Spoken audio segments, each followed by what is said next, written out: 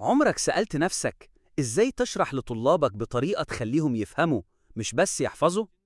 المدرس المتميز دايما بيدور على طرق جديدة توصل المعلومة بشكل ممتع وسهل. تشرح الدرس، تعرض فيديو قصير أو صورة، والطالب يفتكر المعلومة أسرع لأنها بتترسخ في عقله. ومع التطور الكبير في التكنولوجيا والذكاء الاصطناعي، دلوقتي بقى سهل تحول أي فكرة لقصة أو فيديو أو ملخص بصري مبسط. وعشان كده اتعملت قناة علوم AI، قناة مخصوصة ليك كمدرس، هتتعلم فيها ازاي تستخدم أدوات الذكاء الاصطناعي في شرحك وتخلي طلابك متميزين زيك.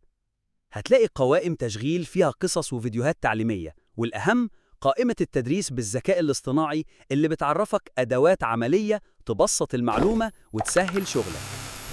لو عايز تواكب التطور وتكون مدرس مختلف، اشترك دلوقتي في قناة علوم AI وخلي العلم بطريقة مختلفة.